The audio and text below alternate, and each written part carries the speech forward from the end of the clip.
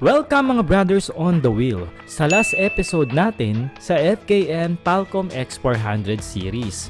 Ngayong episode mga brothers, magbibigay ako ng 3 bagay na dapat nyong malaman sa motor na ito bago nyo bilhin o ilabas sa mga kasa. At based na nga rin yan sa aking 1-week review dito kay Palcom X400 ng FKM. At syempre, isama na rin natin ang downside ng motor. Kaya let's go! Sa go!